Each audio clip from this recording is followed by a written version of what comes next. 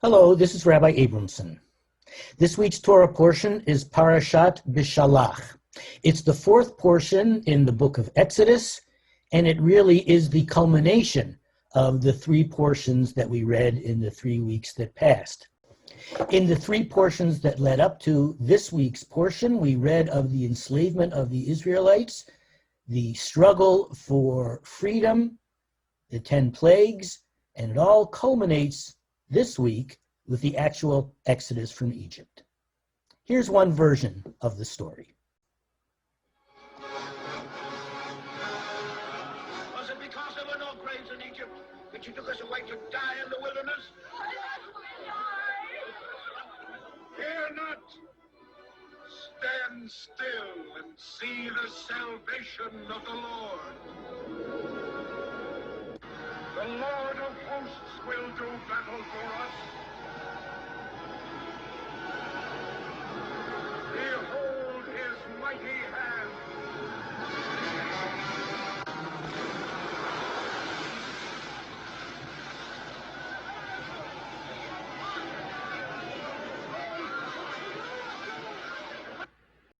Well, as the subtitle said, it's a miracle. And so we've seen from Cecil B. DeMille's 1956 screen classic, The Ten Commandments, we've seen one portrayal of the Exodus from Egypt. But let's take a look at Exodus chapter 14 itself. Vayirdefu Mitzrayim achareihem, the Egyptians gave chase to them, to the fleeing Israelites. Vayasigu otam chonim al hayam kol sus rechev paro ufarashav v'chelo. And all the chariot horses of Pharaoh, his horsemen and his warriors overtook them and camped by the sea. Al pihachirot lifnei Baal Tzafon, near Pihachirot, before Baal Tzafon. Verse 10. Ufaro hikriv, Pharaoh drew near. Vayisu v'nei Yisrael et einehem. The Israelites looked up, V'hinei Mitzrayim nosea achareihem, and they saw the Egyptians advancing upon them. Vayira'u ma'od, they were greatly frightened. Vayitz'aku v'nei Yisrael el Adonai, and the Israelites cried out to Adonai.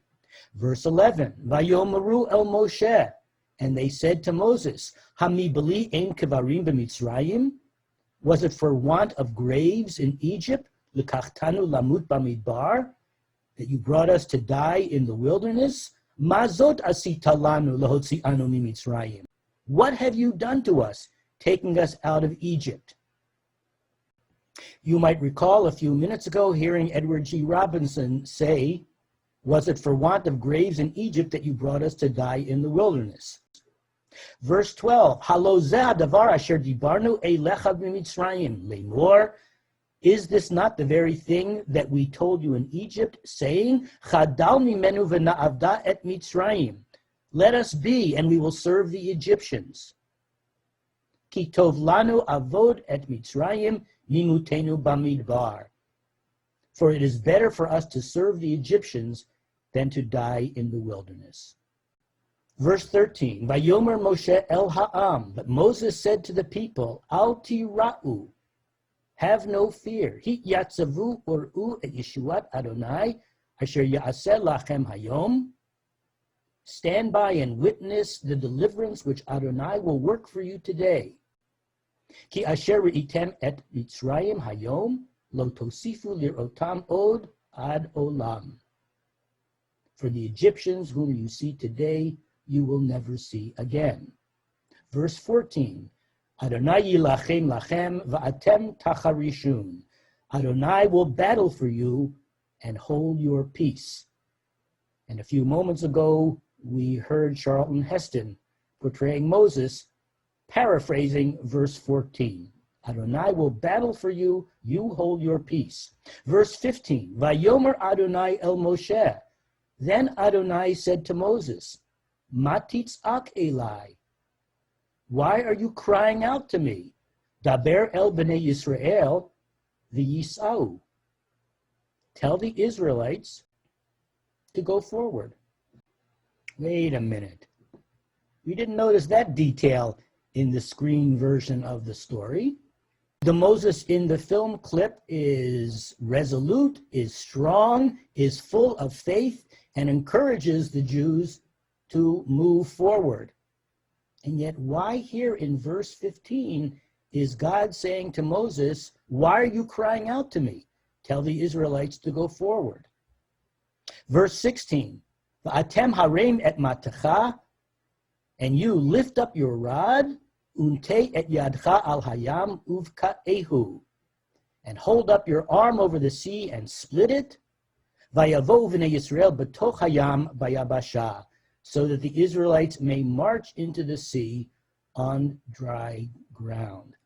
In the film version, we saw Moses doing just that, stretching his staff over the sea, and with that, the miraculous splitting of the sea took place. And yet, the pshat, the simple literal meaning of these verses, raises some questions, especially verses 15 to 16. In verse 15, God appears almost annoyed with Moses. Why are you crying out to me? Tell the Israelites to go forward. But in the movie version, we didn't hear Moses crying out to God. And here in the pshat, in the verses preceding verse 15, we also don't hear Moses crying out to God. Rather, in verse 13, we hear Moses hopefully encouraging the Israelites to be strong, to have no fear, to witness the deliverance that Adonai will work for them. So what's going on in this story? What I'd like to do with you now, I've done once or twice before with you as well, and that is to explore this story through the lens of midrash, of rabbinic legends that, as I have pointed out before, add different levels of meaning, different details, different interpretations to our biblical narratives. The first midrash I'd like to explore with you comes from the Talmud, and here it is. By the way, you'll notice that I've numbered many of the lines in these linear translations. These are not verse numbers. These are not biblical texts. They're just there perhaps to make the text a little easier for you to follow, and maybe here or there I may point out line 6 or line 3 or what have you. In any event, let's begin with line 1. Haya Rabbi Meir Omer. Rabbi Meir said, Kisha'amdu Yisrael al Hayam, when the Israelites stood by the sea, Hayu Shivatim Minatzechin Ze im Ze. The tribes fought with one another. Ze Omer Ani Yorei Techila Layam. This one saying, I want to go into the water first. Ze Omer Ani Yorei Techila Layam. And this one saying, I want to go into the water first. Remember that the Israelites are a tribal confederation at this point. Each tribe has a different identity, each tribe has a different power structure, and many of the tribes are in competition with each other for different kinds of leadership positions. And so according to this legend, different tribes were fighting over the privilege of being the first to enter the water. Line 6, Kafatz Shivto Shel Binyamin, Vayered Layam Techila. Then the tribe of Benjamin sprang forward and descended first into the sea.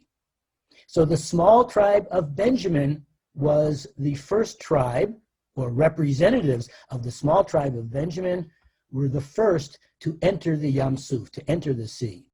The text continues now with line 7. Lefichach zacha Binyamin hatzadik v'nesa ushpizchan ligvura.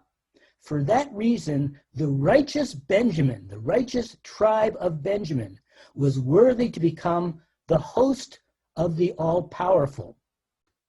The rabbis assert that when King Solomon built the temple in Jerusalem, many centuries after this story, it was the righteous tribe of Benjamin that had the distinction of having certain parts of the temple built in its territory.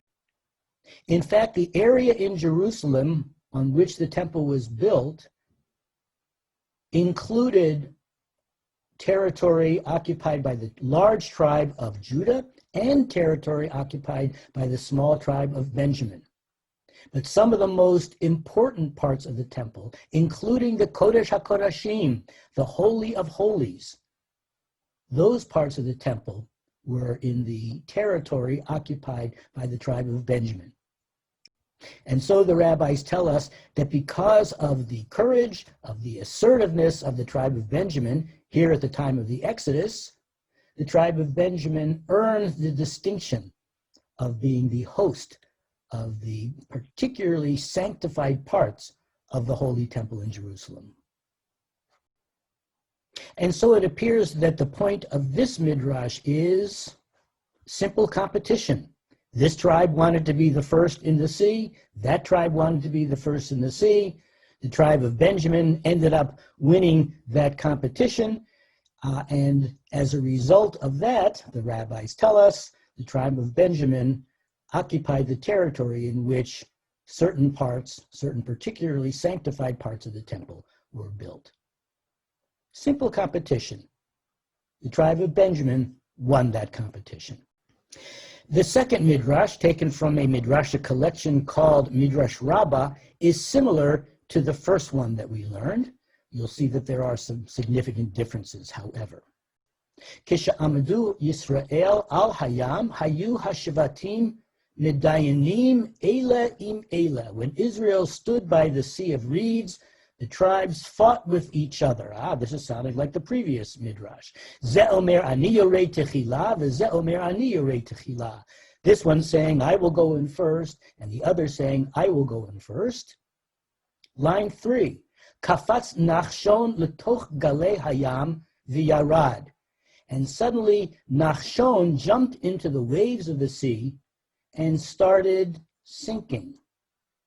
Ve'alav amar David, Hoshi'eni Elohim ki va'u mayim ad nafesh. About him David, the psalmist, said, deliver me, O God, for the waters have reached my neck.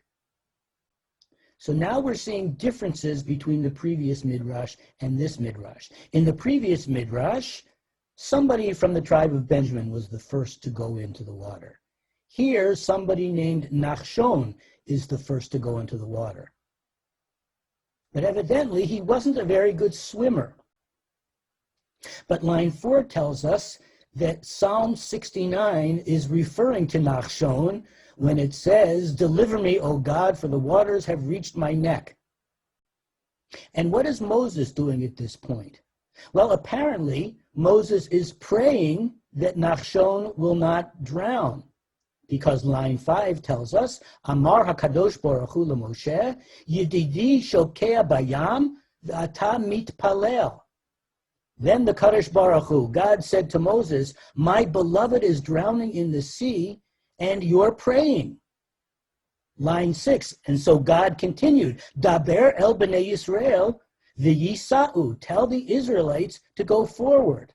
So just to review the sequence of events in this midrash, Nachshon jumps into the water. Nachshon evidently is close to drowning. Moses is praying to God to save Nachshon, and God says, don't just stand there praying.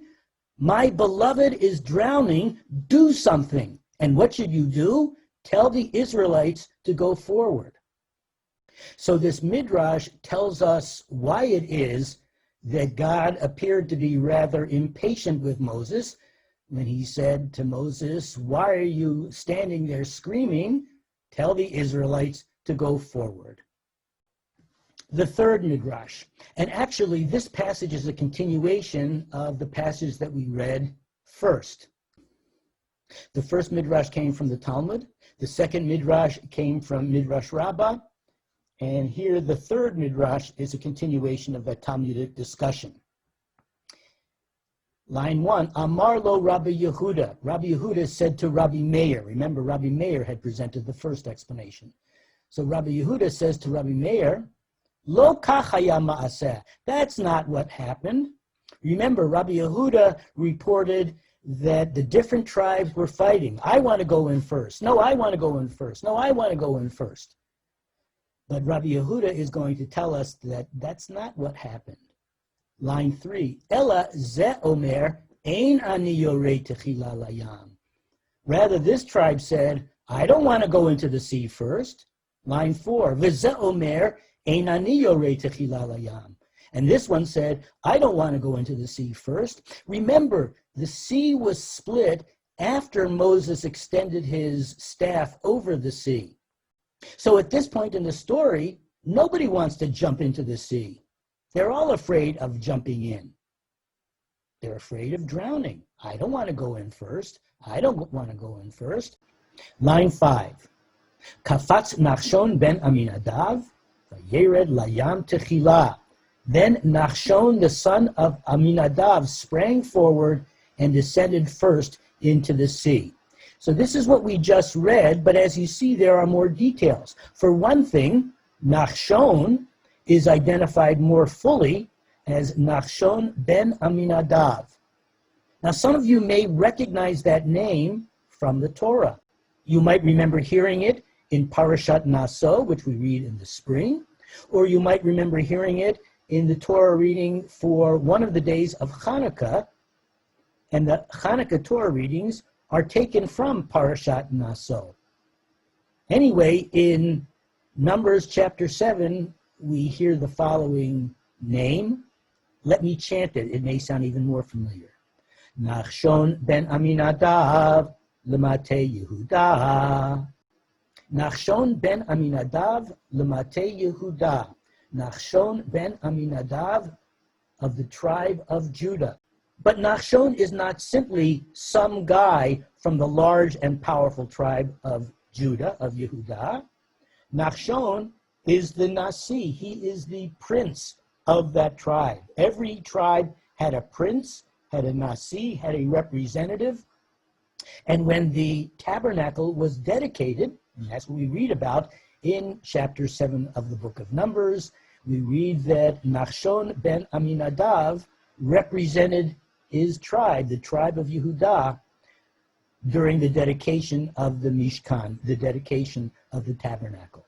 And here, Nachshon ben Aminadav is, in a sense, representing his tribe as he jumps into the water first. But notice that there's something significantly different in his jumping into the water in this midrash as opposed to the previous one. In the previous midrash, this tribe wanted to go in first, that tribe wanted to go in first. Nachshon jumped in first. Competition between this tribe and that tribe and that tribe, and Nachshon won the competition by jumping in first. But here in this midrash, the story is completely different. Nobody wants to jump into the water. They're all afraid of jumping into the water. And so Nachshon's jumping into the water is a tremendous act of courage, of heroism. Except for the fact that Nachshon is not a good swimmer. Line 6, Ve'alav meforash b'Kabbalah, concerning him it is stated in Scripture. And line 7 is that piece of Psalm 69 that we saw quoted above. Hoshi'eni Elohim ki va'u mayim ad nafesh, deliver me, O God, for the waters have reached my neck. But this version of the Midrash gives us more scriptural material, a little bit more from Psalm 69. Line 8, Tavati bivein metzula ve'ein mo'omad v'gomer.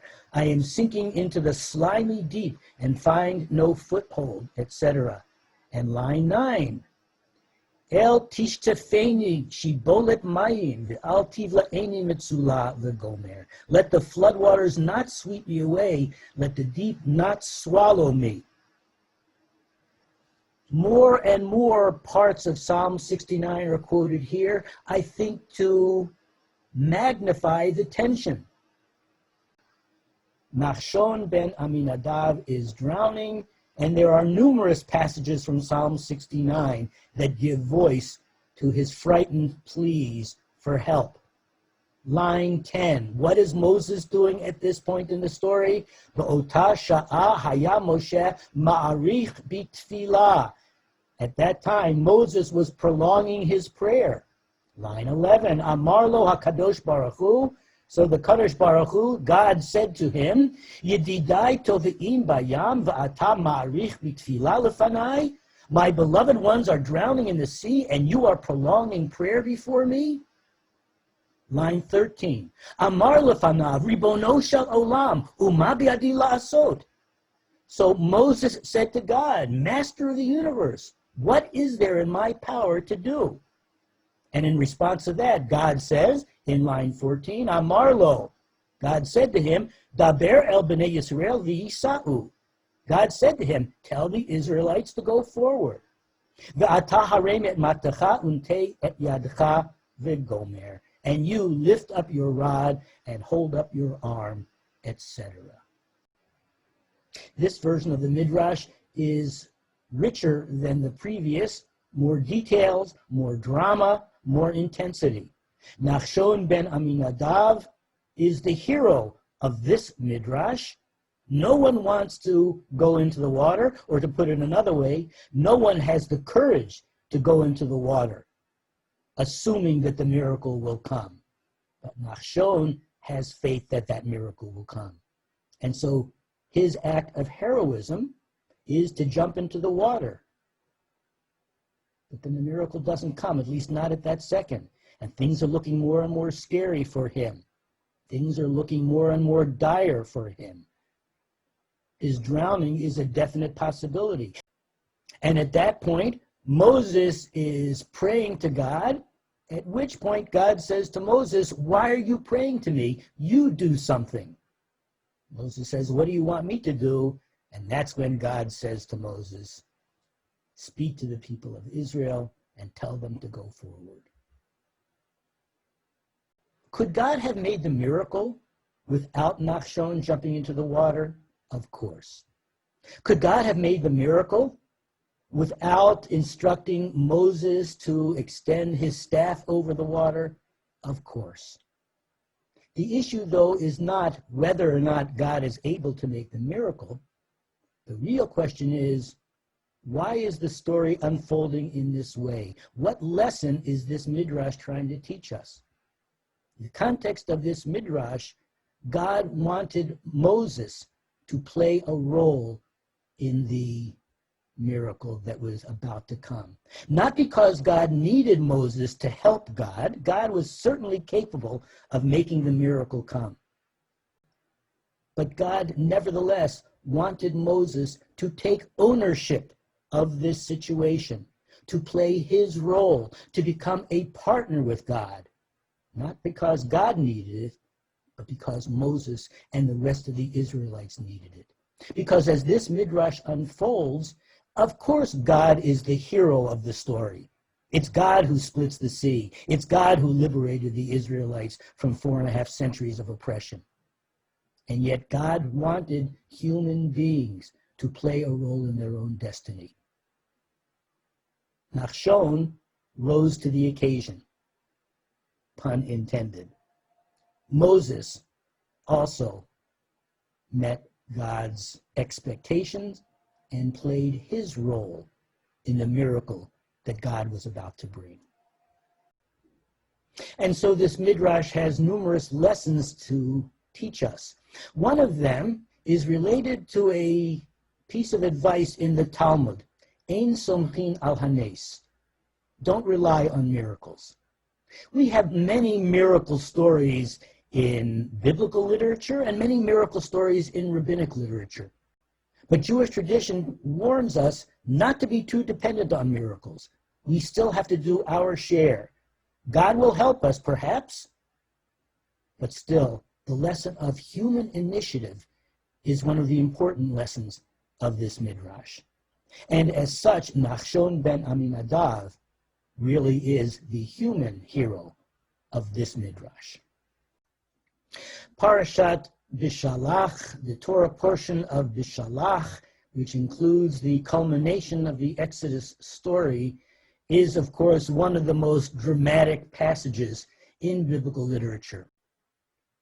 But I think that the Midrashic authors add important lessons to this story. On the surface, the story is about a miracle. God made the miracle. Our Israelite ancestors were the beneficiaries of that miracle. But these Midrashim teach us some important lessons about human initiative, about not relying on miracles, and about the challenge of being partners of God at the time of the Exodus, and being partners of God throughout our lives as Jews. Shabbat Shalom.